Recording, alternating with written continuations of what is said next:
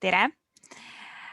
Oled tulnud kuulama Pesitsusraadio saadet ja täna on meil külas Levo ja Sandra, kellega uurime, kuidas raied ja lageraied mõjutavad metsaelustikku laiemalt, mitte ainult lindude poole pealt. Tere! Tere! Kõigepealt küsiksin teilt veidikene teie enda kohta.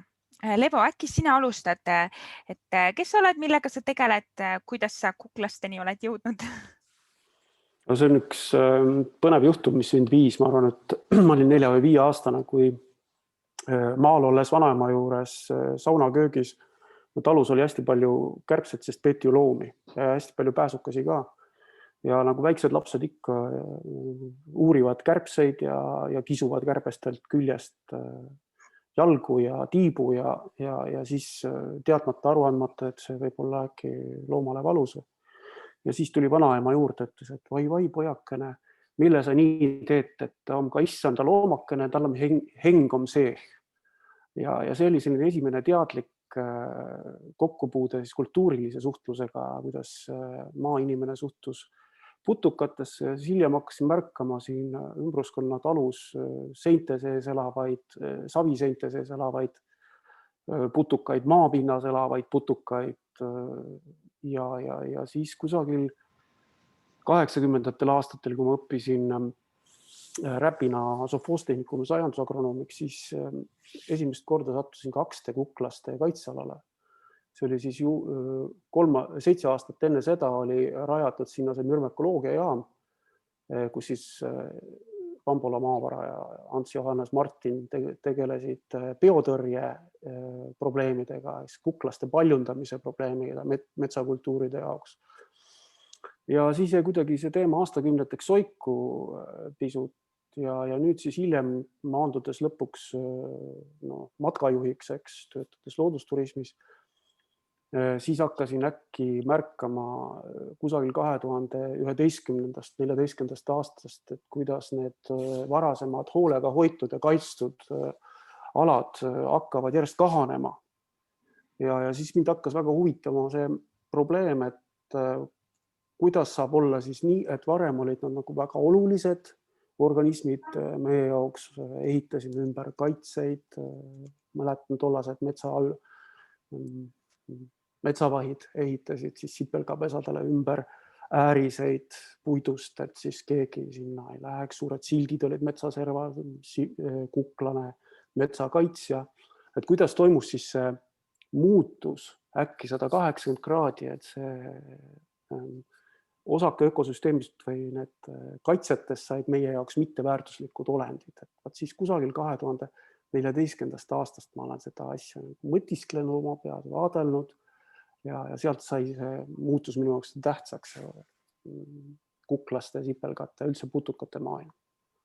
Aga loomulikult ma ei ole teadlane, et selles suhtes ma saan lubada endale teatud vabadust neid asju tõlgendada ja mitte nii väga faktidesse, vaid pigem mõtiskleda nende asjade ümber, miks nad on nii.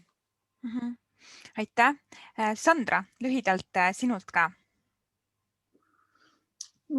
Mina olen fotograaf eeskätt ja siis ma olen suur looduse sõber.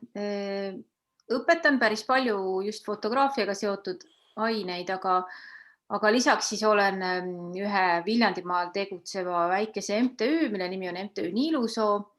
Niilusoo üks eestvedajatest, et ütleme, et see loodus- või keskkonnakaitse on saamas aina suuremaks osaks minu igapäevaelust, et Niilusoo MTÜ on tegutsenud umbes aasta. Umbes sama kaua olen ma ka siis Päästame Eesti metsad MTÜ ridades kaasa löönud, et nagu selle keskkonnakaitse küsimustega ma tegelen üsna igapäevaselt oma muu töö kõrval.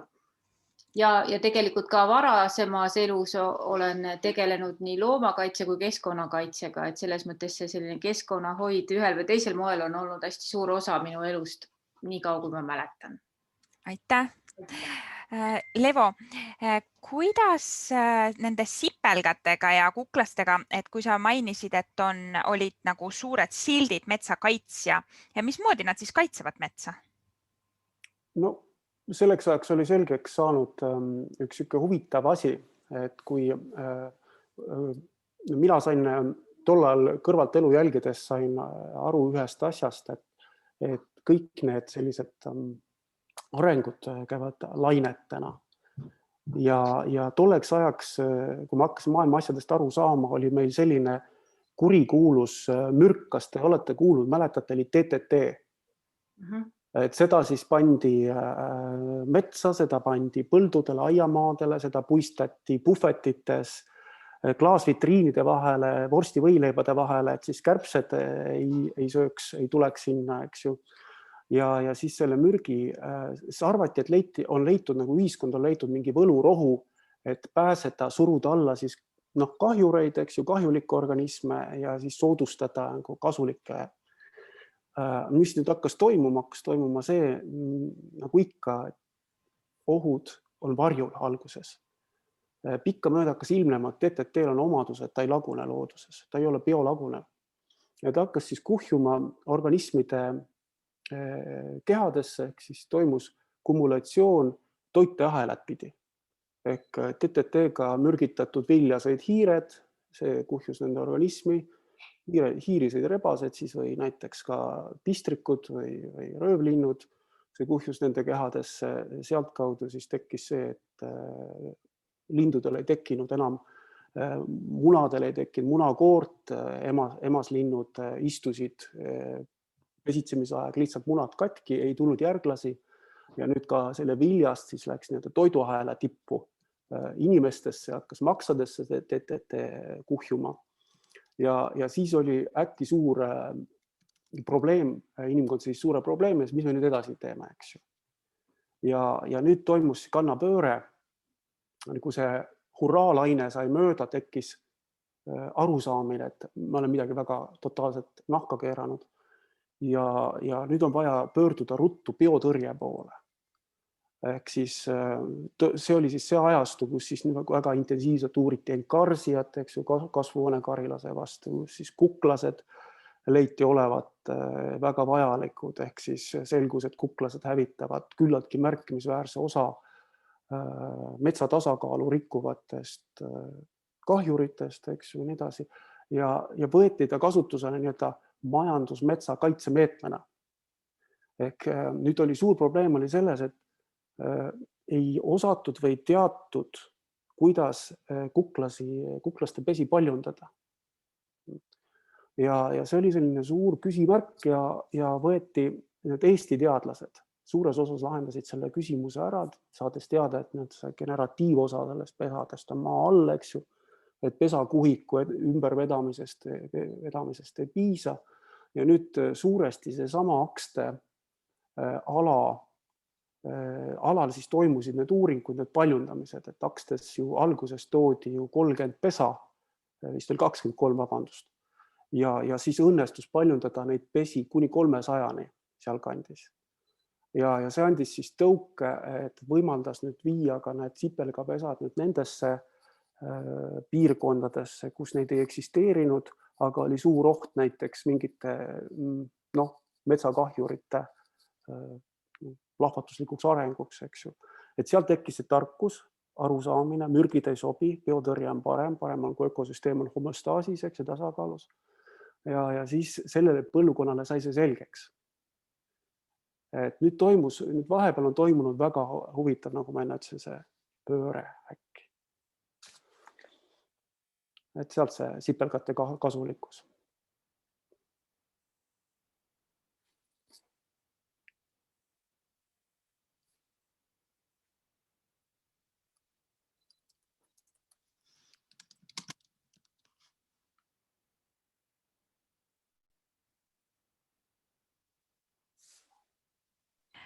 Ja, mul oli korraks vaikne režiim, vabandust, et kas kuklasi on ka soodes ja rabades, kui Sandra mainis, et ta veab MTÜ Niilusood, et siis me oleme harjunud neid pesi nägema metsa all, aga kuidas siis soodes ja rabades on? See ongi üks suur üllatus minu jaoks, et ma olen harjunud, kui ma metsades liigun, kindlasti teadlased teavad seda, et on. aga kui ma metsades liigun, siis ma olen harjunud sellega, et need on peamiselt kuusikutes ja sellistes kohtades. Ja nüüd rabades, kõrgrabades ma olen kohanud ka sipelgapesi, kuklaste pesi. Nüüd selle muudab huvitavaks asjaolu, miks ta paneb mõtlema, on see, et kuklased vajavad suhteliselt sügavat maapinda. Ehk nad talveks lähevad ju kuni 1,5 meetri sügavusele. Eks kui on ibane pinnas, lähed varjule, sinna varuisendid on seal all ja nii edasi. Ja nüüd tekib see küsimärk peas alati, et kuidas saab olla niimoodi, et kui võib-olla 20 sentimeetrit või 50 sentimeetrit soopinna all on juba vesi, kuhu nad talveks lähevad, eks. Aga see ei ole veel kõik, et kõige põnevam avastus, mis mõtlesin, et ma olen elus kõike näinud ja tean üsna paljud. Juhtus üks 3-4 aastat tagasi, kui me Aivar Ruukeli ja siis teiste loodusturismi korraldajatega olime Soomaal ühe õõtsikute rohke soo peal ja kujutad pilti, kui suur oli üllatus, kui ma märkasin, et õõtsiku peal on sipelgapesa. See vetruv, eks see selline vesivoodi sisuliselt, kangas peal on võib-olla seal kusagil 10-20 sentimeetrit seda juurtest läbi põimunud kangast ja seal all on vesi või muda ja siis selle peal on sipelgapesa. Ja seal tekkis tõesti küsimus, et millest nad toituvad, kuidas nad talvituvad, kas see on mingi ajutine suvila, nad lähevad sealt ära kuhugi, eks nii, et ka soode rabade ökosüsteemid on sipelgatest läbi põimunud kõik ilusti. Enne kui ma küsin, et mis vahe on sipelgal ja kuklasel ja kas neil üldse on vahet, Sandra, äkki sa räägid veidi sellest oma MTÜ-st ja Niilusoost, et mis see teeb? Jaa, no meie MTÜ kaitseb Põhja-Viljandimaa loodust ja kultuuripärandit, aga ja meie selle ühingu nimi tuleb ühest Niilusoo nimelisest rabast. See raba kaitsmine meid kokku ongi toonud, et see on üks selline küllalt pisikene looduslikus seisundis väike, aga väga oluline raba Kolgajani alevi külje all põhimõtteliselt kohe kõrval. Ja sinna rabasse tahetakse siis rajada uus järjekordne turbakaevandus, et siin piirkonnas on juba niigi hästi palju turbakaevandusi, et suurema osa nendest, siin on väga palju rabasid või märgalasid üldse, aga siis nendest väga suur osa ongi juba kuivendatud ja siin on juba 3 sellist väga suurt freesturba välja. Ja see Niilusoo oleks siis nüüd üks järjekordne lisandus. Samas tänapäeval enam ei rajata. Eesti riik on võtnud vastu või sidunud ennast erinevate lepetega, mille alusel ei ole enam kohane rajada siis uut kaevandust looduslikus seisundis rabasse.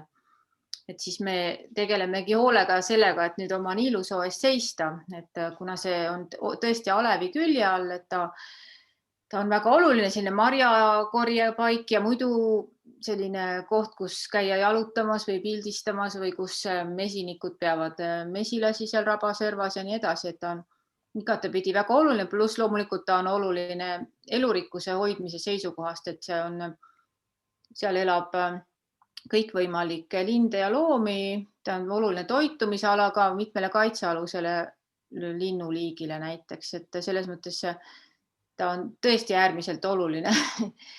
Ja me oleme algatanud siis oma tegevuse, kuna see masinavärk, mis siis võimaldab kaevetöid alustada näiteks, siis see on sedavõrd keeruline, et me oleme otsinud siis ka juriidilist abi või vajame oma tegevuse toetamiseks siis juriidilisi nõuandeid ikka igapäevaselt, et olla igatepidi kursis ja parimal moel siis hoida seda loodust. Siis me oleme algatanud sellise kampaania hooandja keskkonnas, et siis oma tegevust toetada. Et meil on siin ka mitmed perekonnad, kes peavad käima kohut selle sama kaevandaja ettevõttega, kuna see ettevõte tahab üle nende maade saada juurdepääsu sinna rabale, et sealt siis üle nende inimeste maade rajada selle raba peale, et selliseid kulutusi on hästi palju, et sellepärast meil on selline kampaania. Et selles mõttes see on seotud siis ühe nii ilusa nimelise rabaga. Aitäh seda tutvustamast. Tuume tagasi nüüd kuklaste juurde, et kuklane ja sipelgas, kas nad on erinevad? Noh, see on nüüd jälle süstemaatiline küsimus, eks sipelgad on siis, kuklased on üks sipelga liik ja Eestis laias laastus jagunevad 3-ks on kuklased, sipelgaliigid, kuklased, rautsikud ja murelased. Naljatamis ütlen, et eestlased on nii sarnased murelasele, eks see nimi on murelane ja ka kuklasele, et murelased ja rautsikud elavad maa all. Peamiselt nad sellist väga suurt kuhilat ei moodusta, nii märkimisväärselt nagu kuklased moodustavad. Ja kuklased on siis rohkem metsaelanikud. Need on ka 5-6 erinevat alaliiki. Toimetavad kindlasti nii kuusemetsades, nagu rääkis rabade peale, aga aeg-ajalt ka koduõuedes. Et mitmed inimesed, kes meil matkadel on käinud, on küsinud su käest, et sa räägid nii nendest kuklastest nii palju, et aga mul on ka kuklase pesa seal tekkinud aianurka, et mida ma tegema pean ja miks nad tulevad, miks nad ära ei lähe.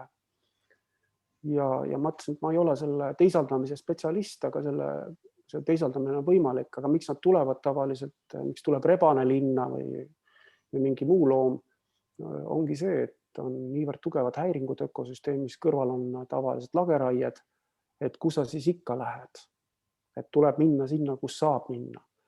Et see on, kui ma seisin, võib-olla te äkki mäletate ja olete kuulnud, oli selline ajakiri Luup kunagi, 98. aastal praegune RMK nõukogu liige Peeter Ernits tegi väga huvitava loo. Valgesoo kandis toimus röövraie ja seal 1,1 hektari suurusel platsil võeti kuusemets maha, kus olid väga võimsad kuklasepesad ning selle tagajärjel toimus sipelgate invasioon. Ehk nad liikusid siis, vaata, kui sa ärkad hommikul ülesse, õhtul lähed magama, sul on kõik majapidamine alles, kari on alles, põld on alles, eks. Hommikul ärkad üles, on toimunud katastroof, mitte midagi enam ei ole. No mida sa teed siis? Sa liigud ju sinna, kus on veel. Täpselt samasugused nagu suundumused või sunnid on inimeste puhul ka.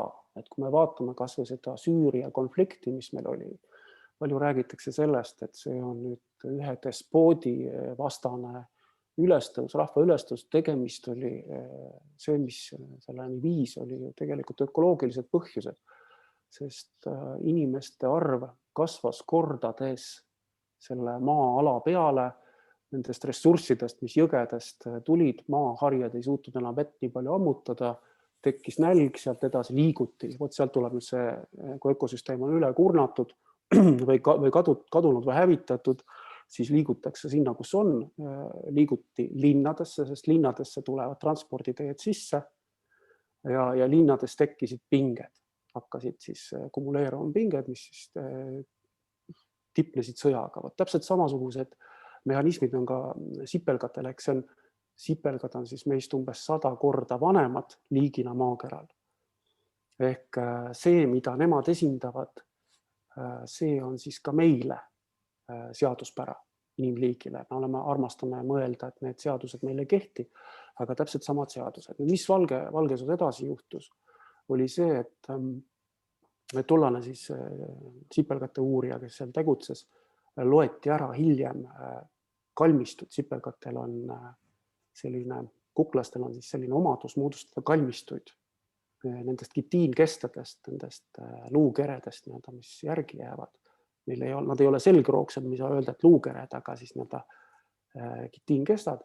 Ja siis, kuna sipelgapesas on kusagil kuni 3 miljonit elanikku, siis selles invasioonis siis teistesse säilinud aladesse sai surma üle 50 miljoni sipelga. Ehk nüüd sipelgad on täpselt samamoodi territoriaalsed ja sipelgad püüavad ka ekspansiivselt laieneda.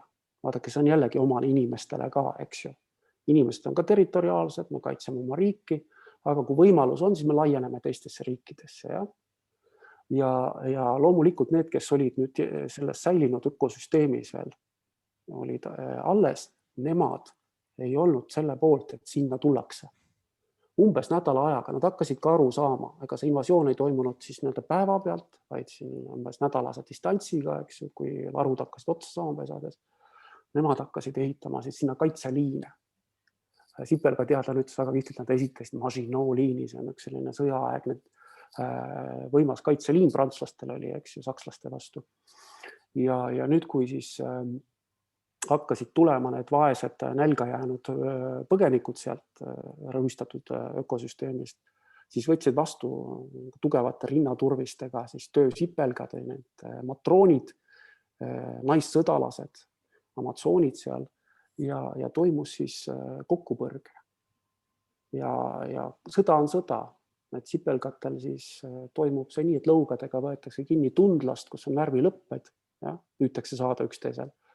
Halvatakse ära ja siis püütakse nende vastane ära süüa, mis proteiine ei ole raisata, eks.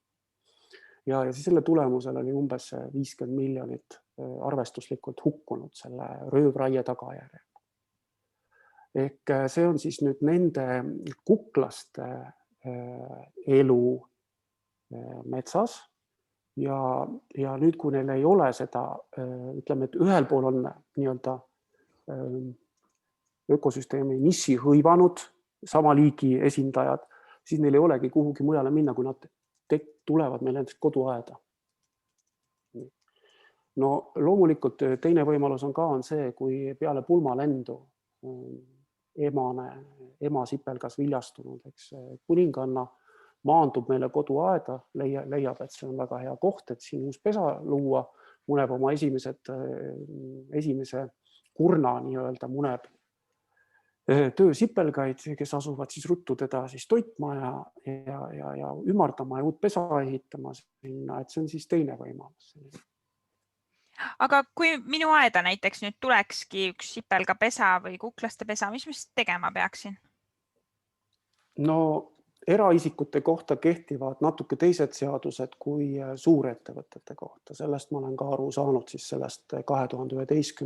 kuni 2021.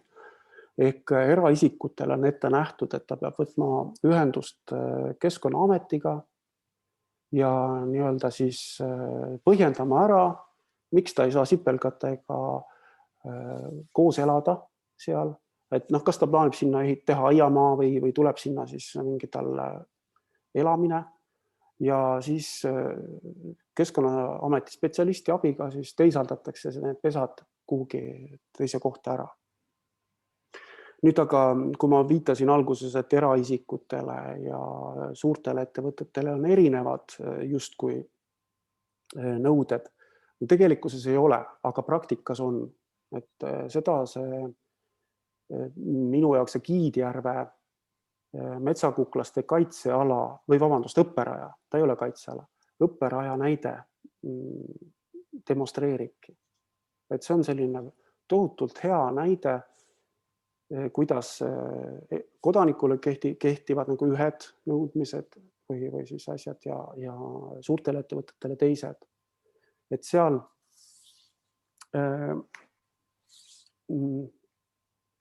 minu jaoks oli ka see nagu ärkamine või teada saamine, et kuidagi oli eeldus see, et kui nüüd raieteks läheb, et siis tehakse nendel aladel, eriti sellistel aladel, kus on nagu õpperajad, tehakse mingi eelinventeerimine, et teada saada, mis väärtused seal on ja mis raietüüpi võiks sinna lubada. 2019. aastal näiteks seal selgus, et sellist inventeerimist ei olnud läbi viidud. Ehk Keskkonnaametil oli teada, et seal on mõned pesad, neil on teada mõned pesad. Tegelikkuses hiljem peale raiet ma käisin sealt läbi, lugesin ära siis selles esimeses osas, mis läks aegjärgsesse raiesse, oli 36 pesa, 37 pesa ja tagumises, mis jäi siis sinna õpperaja piiri juurde, oli 96 pesa 4,6 hektaril. 96 pesa, ütleme minimaalselt miljon elanikku ühes pesas. 96 miljoni elanikuga riik, eks ju, midagi seal Venemaa ja Saksamaa vahepeal, kui me hakkame mõtlema. Ja nüüd see tagumine osa, kus oli väga rikkalikult 3. kaitsekategooria liiki, 96 isendit loetakse siis neid sipelgapesade järgi, mitte isendite või sipelgate järgi. 96 isendit, see siis lihtsalt võeti lagedaks ära.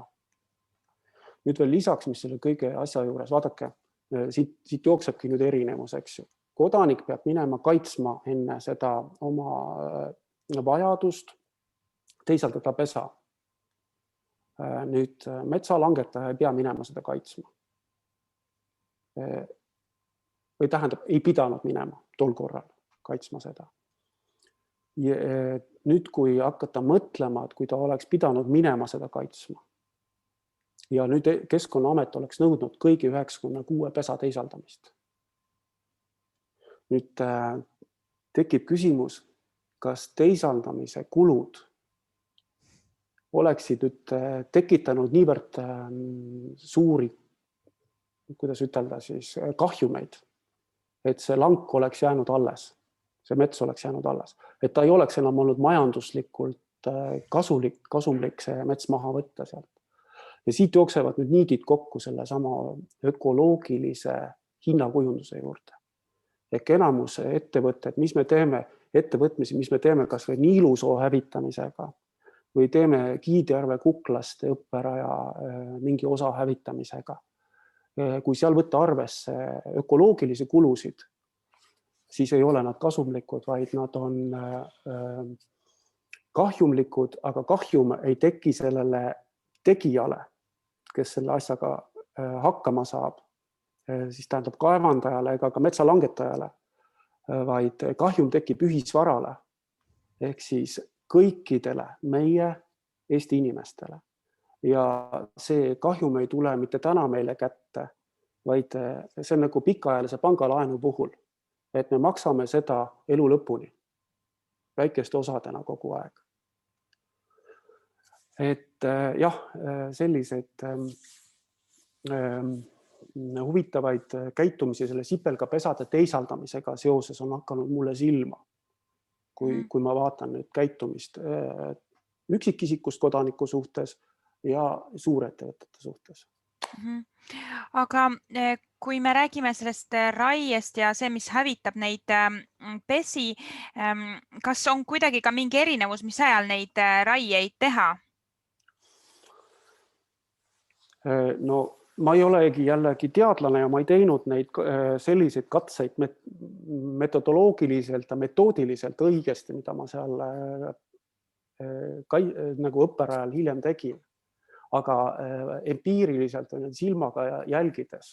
See raie tehti märtsikuus, kui maapind oli jääs. Kuid ma võin teile praegu näidata, näitan korraks teile siin ühte aparaati. Ma ei tea, kas te näete seda? Jah, näeme. Selle korraks üks hetk ma võtan ta natuke suuremalt ette. Selle aparaadi nimi irooniliselt on Metsis. Eestis toodetud. Sellised aparaadid võivad kaaluda kuni 57 tonni. Et näete, inimene on pisike nagu sipelgas seal kõrval.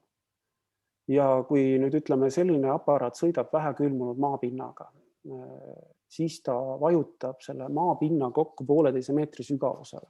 Et teadlased ütlevad naljatamisi, et seda maapinda suudab kohevaks muuta ainult järgmine jääaeg. Olgu, et tal on lindid all, et ta selle survepinnasele hajutab laiali. Ja nüüd, kui selline elukas sõidab sellest sipelga kolooniast läbi mööda väljaveoteid, siis paratamatult sipelgate eluala on hajunud laiali suurele pinnale maa all. Nad peavad nimelt puujuurte peale, kusagil oktoobrikuus, nad kolivad oma majandustegevuse puu otsast maa alla. Ja maa all peavad nad juuretunnelite peal peavad juuretäisid väljas on külm, eks ju, sealt enam toitu hankida ei saa. Maal on veel soe, maa on akumuleerinud sooja ja nüüd nende juuretunnelites peavad nad juure täisid ja see toimub intensiivne karjatalitus veel. Karjanaised jooksevad mööda puujuuri, lüpsavad lehmi, toovad siis pesasse energiat sisse, sisendenergiat. Ja nüüd see selline 50-40, nad on erineva kaaluga, 27 tonnist seal 50 tonnini, kuni 57 tonnini. Kui selline elukas nüüd sõidab sealt üle, surub selle, tihendab selle pinnase nii ära, et teatud suundades hävivad siis need, see on oletuslik, suure tõenäosusega hävivad need toitealad ära. Ja seda ma märkasin kevadel empiiriliselt, et need pesad, mis jäid otseselt raieteede äärtesse, seal oli tunduvalt väiksem intensiivsus pesadel. Ehk kevadel nad tulevad välja, vaatlejad tulevad välja, kõige vanemad sipelgad, kõige targemad sipelgad. Need on eelmise aasta töö sipelgad, kes on nagu vanaks saanud, tulevad pesapinnale välja, tulevad olukorda uurima ja kui neid on palju, kui see on intensiivne ja päev on soe, siis on pesa hea tervise juures, kui on vähe, siis tähendab, on midagi selle pesaga hakkab lahti olema. Et see on siis jah. Aga kuidas siis me võiksime hoida seda elurikkust sipelgate vaatepunktist? No vaata, et samad Müru ökoloogiajaama ja Tartu Ülikooli ja teadlased ongi välja töötanud, nad ütlevad tegelikult, mida mul on väga raske omaks võtta, aga ma pean sellepärast, et see on teaduslikult tõestatud, on see, et normaalne majandustegevus metsas soodustab metsakuklast arengut. Ohoo, üllatus. Ja sest mis seal taga on? Taga on selles, et kusagil 60 kuni 80 aastased puud on kõige viljakamad. Lehetäide jaoks annavad kõige paremat toodangut ja kui lehetäidele annavad, siis annavad ka sipelgatele. Sipelgad toovad siis selle lehetäide neste oma pesasse, see on sisendenergia, mis lubab pesadel suureks kasvada, palju töölisi anda. Ja nüüd et neid kolooniaid säilitada, siis tulekski seda raiet aeg-ajalt teha. Aga raiet tuleks teha talvel, suurte külmadega, kergete masinatega. Eks? Mitte nende selliste, nagu kus on maksimeeritud maksimaalne tõhusus, vaid on olemas sellised kerged vahekasutuse, vaheraiete masinad, hästi kerged. Oksapadi alla, et ei rõhuks väga palju ja siis, kui tuleb, isegi on võimalik lageraiet teha, nii et sipelgad alles jäävad. Hans Johannes Martin on soovitanud, et lageraie kuni 1,1 hektaril võib olla ja teha teda nii-öelda siksakina. Ja siksakina ning jättes sipelgapesade juurde kasvama toitepuid. Eks, üks sipelgapesa vajab seal 20, normaalses olekus on tal 20 kuni 100 toitepuud. Kui inimesel on vaja neid puid ära võtta, neid vanu puid sealt vahelt, et siis võiks jätta seal 6-7 puud alles rühmiti või niimoodi salguti, siksakina teha seda raiet, lasta siis nüüd sellel metsaosal taastuda, sest sipelgad ei toitus mitte ainult kuusest, vaid ka alustaimestikust ja lehtpuudel kasvatavad lehetäisid. Et kui sinna alla tekib midagi juurde, siis võtta järgmine siksak. Ja miks siksak? Just sellepärast, et nüüd need kasvama jäetud toitepuud ei tekiks tuulekanalid, et tuul ei lükkaks neid ümber. Ehk võin näidata teile siin eilset vaatepilti, et see 96 pesaga siis langkad, mis on seal toimunud. Seal nüüd on küll jäetud kasvama mõningad toitepuud, aga selle ei ole jälgitud teadlaste soovitust, on jäetud need puud kasvama üksikult ning tuulekanalisse. Ja kohe praktiliselt peale raie läbiviimist esimese tuulega, esimese kevadtormiga lükkas need puud pikali. Ja taheti head, aga juhtus nii nagu alati, ehk taheti sipelgatele jätta toitepuud, aga juhtus see, et tuul lükkas pikali ja osad pesad lükkas pikali kohe ka niimoodi, et said kahjustada sipelgapesad. Jalamite peal olevad pesad, mis kerkisid üles koos puujuurtega. Näete, siin on üks hävinud pesa. Siin paremas servas on näha, et kui kuus kukub, kuusel on pinnapealsed juured, siis ta toob kaasa kogu pinnase, mis ta ümber on. Näete, siin on üks hävinud pesa. Nii et säilitamise asemel hoopis hävitati topelt. Ning mida siis veel selle puhul, mis mind tohutult hämmastas, oli, et selle langi taastamine või siis istutus oli ette nähtud mineraliseerimise teel. Mineraliseerimine metsanduses tähendab seda, et lastakse selline suurte ketastega randaal, väga raske randaal lastakse peale, pööratakse maapind segamini, peenardeks tehakse. Ja see hakkas juba tekitama sellist kahtlust, et kas selle koloonia hävitamine mitte ei ole taotluslik. Kui lageraie seda ei hävitanud, et siis laseme veel mineraliseerimise peale ja seda ka siis tehti aasta pärast. Ja istutati siis kuusetaimed peale. Nüüd mina ei ole metsamees, ma olen väike metsaomanik ise. Aga kui ma näen nüüd, näete, siin on nüüd istutatud taimed. Et siin on näha, et juba on kas siis päiksepõletus, on mingi kahjur, siin on üks taim, mis on juba surnud. Ja kui ma vaatan nüüd, näete, neid kändusid, näete, siin on kuusel on pess on sees olnud, juurepess. Ja see lageraieala on olnud päris tugevasti nakatunud juurepessist ja siia istutati siis peale uuesti kuusekultuur. Nüüd, näete, siin on nüüd pessiga, ütleme, no see on nüüd see, kus räägitakse, et üraskid levivad tohutult, eks ju. See on nüüd jällegi suhteliselt isegi relvastamata või kogenematul inimesele tundub, et mingeid erilisi metsanduslikke oskusi siin rakendatud ei ole selle juures. Ja ma küsin vahepeal, Sandra, sinu käest ka, et kas sa räägiksid hästi lühidalt sellest pesitsusrahu kampaaniast, et mis see eesmärk on Päästame Eesti Metsad MTÜ-l sellega saavutada, kui kaua see kestab? See kampaania on nüüd käinud juba mõned nädalad, et ta märtsikuu keskpaigast algas 15. märtsist ja kestab juuli keskpaigani.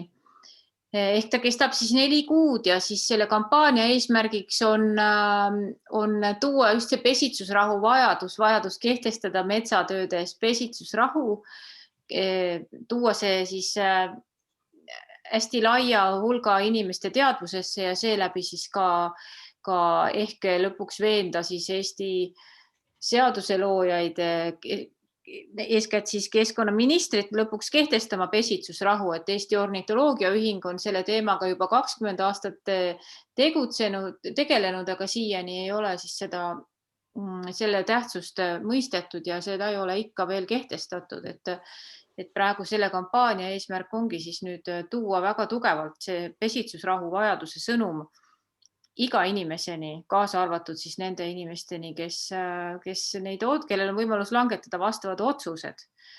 Et selle kampaania raames siis on sellised raadiosaated, nagu siin meil praegu on, siis tähistati metsapäeva, siis kogutakse raielankide lugusid, igaüks, kellel on mingisugune oma lugu, mingisuguse metsaga, mis on talle ükskõik mil moel olnud oluline ja mida kahjuks enam ei ole, siis me kogume lugusid fotodega või lihtsalt tekstiga sellistest paikadest. Siis igal nädalal avaldatakse uus nädala pesitseja lugu, et kus siis tutvustatakse mingisugust liiki, kas on see siis lind või putukas või loom, et seda saab jälgida Päästame Eesti Metsad MTÜ Facebooki lehel. Nädala pesitseja, sel nädalal on laanepüü, möödunud nädalal oli kana, kull ja esimene nädala pesitseja oli metsis, et need on sellised harivad lood, mis siis ka toovad omamoodi tähelepanu pesitsusrahu kehtestamise vajadusele. Siis lisaks on meil ka selline veebinäitus, kuhu on oodatud siis kõigi kunstiõpetajate või lasteaiaõpetajate või kelle iganes või ka kunstnike, niisama hobikunstnike või professionaalsete kunstnike panus, et sinna oodatakse siis pesitsejatest, loodusest pesitsejatest inspireeritud töid ja just loodame ka, et õpetajad võtavad sellest algatusest kinni ja suunavad oma õpilased näiteks pesitsusrahu teemalisi kunstiteoseid looma. Just ja kõige rohkem saab selle kampaania või üldse pesitsusrahu vajaduse kohta infot siis Päästame Eesti Metsad MTÜ kodulehelt savetheforest.ee või siis ka Päästame Eesti Metsad MTÜ Facebooki lehelt näiteks. Aitäh! Väike täiendus võib-olla, et kunstitöö võib olla, eks ju, luuletus või laul või klaveripala, et igat moodi saab seda... Ja need nädala pesitsejate lood siiamaani on olnud linnud, aga nagu me oleme Levoga siin ja Sandraga täna rääkinud, siis pesitsejaid on väga-väga palju erinevaid ja nad kõik saavad hukka või kahju, kui me neid raieid seal kevadsuvisel ajal teeme. Üks küsimus veel, Levo, et kas inimeste vaatepunktist, no me rääkisime natuke nagu aedniku vaatepunktist, et kui ta tuleb mulle aeda, et kui ma kõnnin metsas või kui inimene üldse kõnnib, et kas oled tähele pannud, kuidas inimesed sellesse praegusel ajahetkel nagu suhtuvad, et kas on tegemist pigem kahjuriga või kahjurite tõrjujaga? Mind huvitas ka täpselt see sama küsimus, mis sa küsisid praegu. Ja ma kasutasin seda võimalust, kui ma seal õpperajal töötasin, siis märgistasin need pesasid ja kaardistasin ja pildistasin ja siis õpperajal liiguvad inimesed. Kohe peale raiet, seal ütlen mingisugune 6 aega hiljem. Ja käivad väga ettevaatlikult ja siis mõtlesin, et ma teen väikse küsitluse.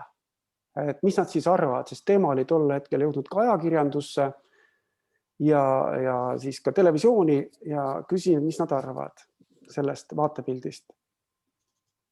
Inimesed ütlevad, et aga minu meelest on korras kõik.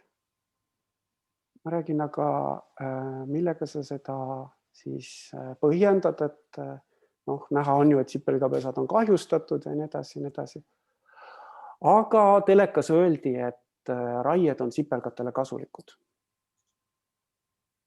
Et seal, kus siis tuleb nii-öelda raie sisse, et siis see on kasulik neile. Ehk kui ma küsin nüüd, et aga et ma ütlen, kuidas see põhjendus oli veel, ühel oli väga huvitav põhjendus. Et ühesõnaga raied soodustavad sipelgate arengut ja ilma raieteta sipelgad hakkama ei saaks. Ja siis mul tuli keelele küsimus, ma küsisin, et aga kas te teate seda, et sipelgad on inimestest 100 miljonit aastat vanemad, et kuidas nad enne inimese ilmumist hakkama said? Ja siis oli näha, et jutt jõutis ummikusse. Nii et jah, see oli väike küsitlus mul oli. Muus osas ma ei tea, kuidas inimesed suhtuvad. Väga huvitav ja tore, et sa selle tegid, sest tõesti, ega ma ei ole väga palju kuulnud seda juttu, et raie neid kahjustaks ja seda teadmist peab kindlasti viima laiemale inimkonnale või ühiskonnale ja ka seda, et miks nad kasulikud on. Kuskilt käis vist mõte läbi, äkki sa oskad seda või tahaksid seda kommenteerida, et puidutööstus kahjustab nagu oma huvisid, kui ta neid pesi hävitab. Ja, pikemas plaanis, jah. See on tõesti niimoodi, aga see on kuidagi mina ettevõtjana ei saa sellest aru. Ühest küljest ei saa aru, aga teist küljest mõistan, kui ma nüüd lähen inimlikku arutelusse, siis on see sama ühisvara tragöödia praegu. Ma ei tea, kas kõik on kuulnud sellest ühisvara tragöödiast. See on näiteks see, et kui külal on üks tiik, tiigis on kalad ja kui inimesed siis on harjunud, kogukond tegeleb selle tiigi kontrollimisega, et igal ühel on lubatud päevas püüda näiteks või on kokku lepitud külas, et üle 5 kala me ei püüa. Et iga pereliige saab siis sealt 5 kala. Ja nüüd see on siis nii-öelda tiigi taastootmisvõime, tiik toodab seda, nüüd on aastasadu tootnud, kõik teavad seda. Aga nüüd, nii kui selles tasakaalus toimub mingi muudatus, näiteks ütleme, et elanike arv kasvab.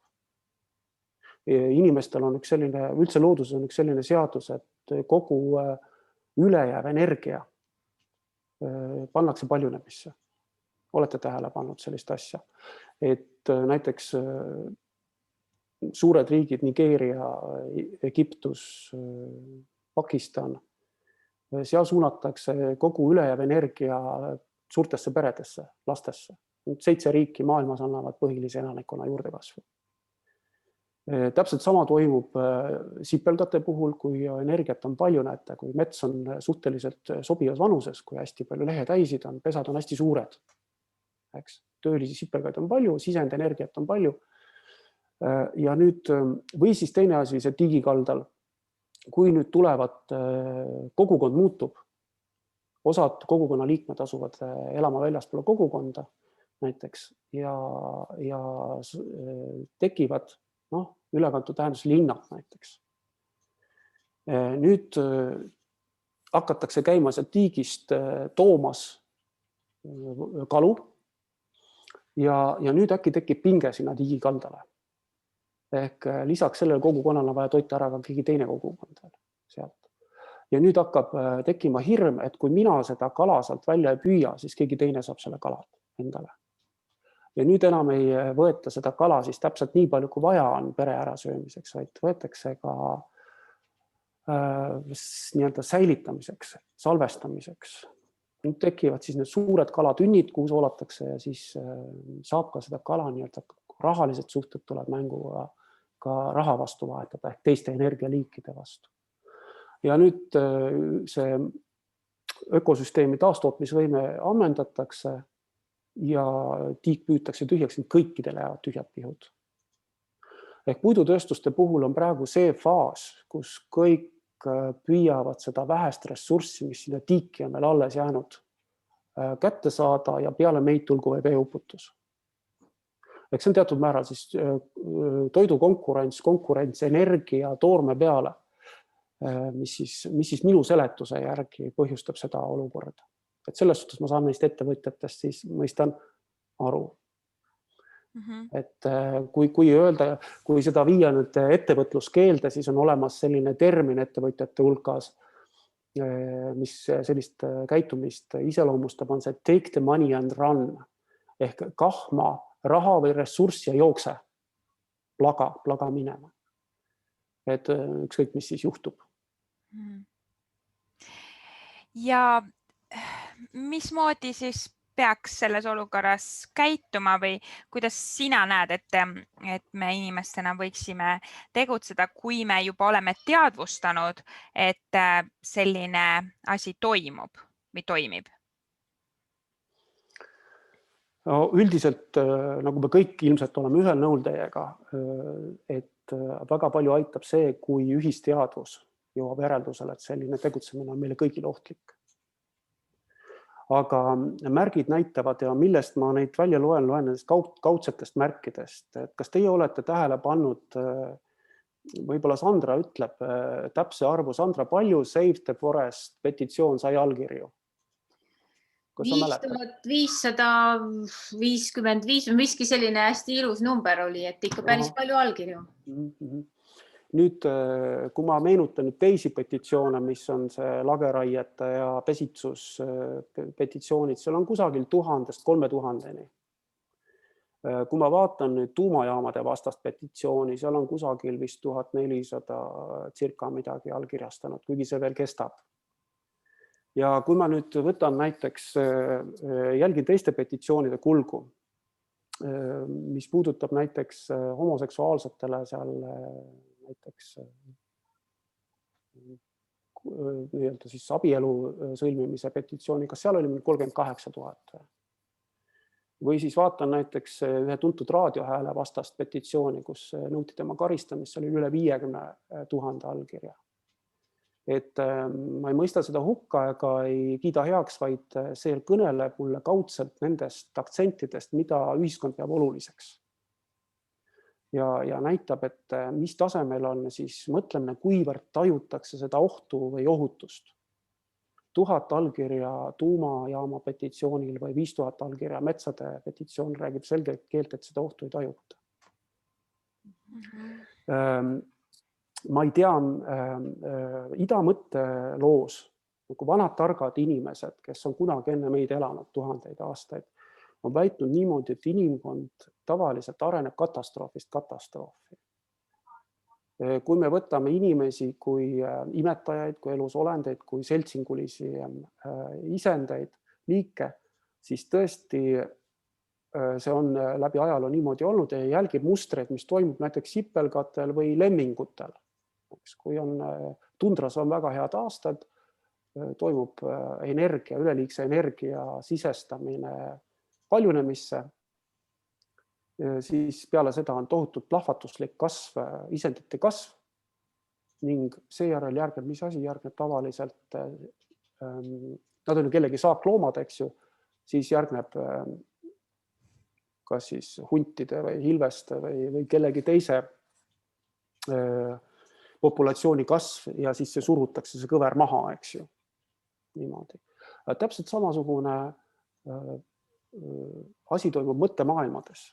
Et kui inimesed saavad mingi katastroofi tagajärjel kõvasti raputada, illusioonid raputatakse maha ja tuleb välja, et ei olegi kõige tähtsam, ei ole mingi raadiohääle solvavate kõnede vastaste petitsioonide allkirjastamine, et tõesti meil ongi jätku vett, meil on mürgid on toidus, meil on suured probleemid üldse leiva saamisega, siis tõuseb see esikohale. Et võib-olla, kas te mäletate või olete kuulnud, et Eestis on jätkuvalt, et see käib lainetena. Et 1960. aastatel oli Eestis väga päevakorras olid röövlinnud, olid kotkasõda. Et kus hävitati 10 000 kotkaid, sellepärast, see oli umbes nagu Mao Zedong tegi seda varblaste sõda, et kuna varblased hävitavad saagi, kotkad hävitavad kodulinde ja nii edasi, siis jahimees, kes tõi varese või kotka või kulli jalad, tõi sinna jahiseltsi, sai siis rebase laskmise loa ja nii edasi, nii edasi. No sellest rumalusest saadi üle. Siis järgnes, mis sõda, kas keegi mäletab? Siis soode sõda järgnes, eks? 1970. 80. aastatel ma ei teadnud sellest midagi, teadlikuks sain, kui ma kunagi Estonian Airile kirjutasin Parda ajakirja, kirjutasin artiklit, väga ilusad numbrid on Eestis, on üle vist 23% Eesti pindalast on kaetud märgaladega, eks, ja siis otsustasin, et kontrollin neid fakte. Ja siis selges õudust, et märgalade inventuuri andmetel on Eestis kõigest 5% märgaladest on looduslikus olekus, ülejäänud on tugevasti inimtegevusest mõjutatud. Nii et me armastame olukorda ilustada, rohkem illusioone luua. Ehk siis kusagil seal 80. lõpus soode sõda, maaparanduse, see lõppes ära ja mis siis algas? Siis algas ju fosforiidisõda. Nüüd me oleme metsasõjas. Ehk oma olemuselt inimese ihalev hingeosa on lihtsalt niivõrd suur, et me liigume nagu sõltlased ühest sööstust teise sööstu. Ehk me jälgime täpselt neid samu reegleid, mida looduslikult elavad liigid jälgivad. Ehk meie mõtlemine, meie tarkus, meie haritus, meie ratsionaalne mõtlemine, ehk see pisikene osakene, mis meil on välja arenenud evolutsiooni kõige hilisemas ajajärgus, on tugevasti üle tähtsustatud. Me ikkagi suures osas oma elus toimime instinktiivselt, emotsionaalselt. Jaa, siis siin võibki minna kahte suunda, et kas lasta kõigel nagu omavoolu teed minna või siis ikkagi tahta panustada ja püüda neid nii-öelda sõdu siis nagu lühendada või et me jõuaksime nagu veidi kiiremini sinna, et võib-olla jätame natuke looduslikke metsi või soid omale alles.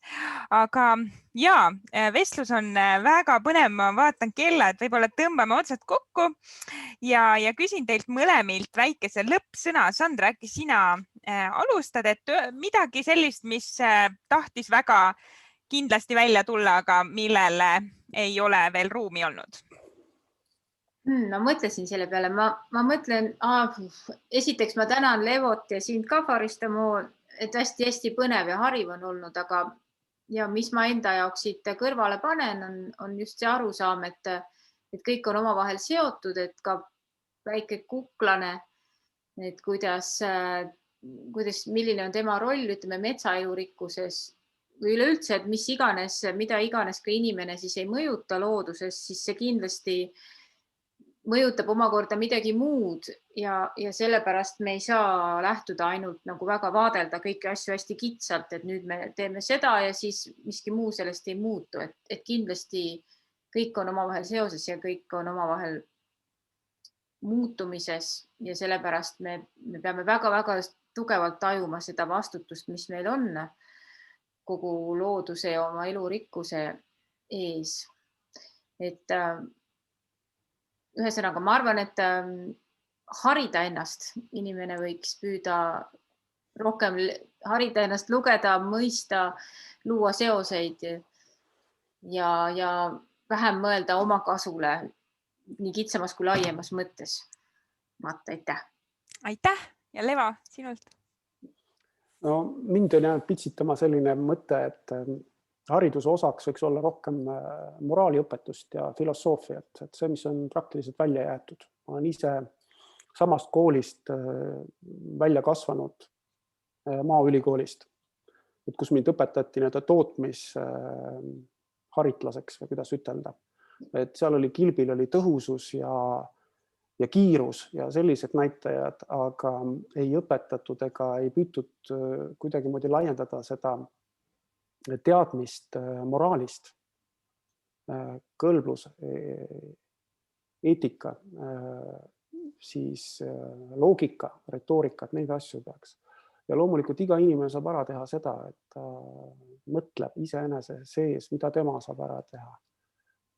Hoida rohkem kogukondadesse kokku, hoida kokku rohkem inimestega, kes jagavad sama mõttemaailma, levitada informatsiooni enda ümber ja mõtelda siis igapäevaselt seda, et mida siis mina teen, kas mul seda kõike on vaja, mida emakakultuur meilt tahab, et oleks, eks ju, et instinktid rohkem maha suruda, rohkem siis see piklik aju siin nagu maha suruda ja see, mis aju keskel on ja keskenduda rohkem sellele, mis meil on siin aju otsasagaras. Et tegeleda iseendaga. Aitäh teile mõlemile saatesse tulemast ja seda teemat avamast. Kõigile kuulajatele, vaatajatele suur tänu ja loodame ikka, et pesitsusrahu peetakse üle Eesti nii palju kui vähegi võimalik. Aitäh! Aitäh!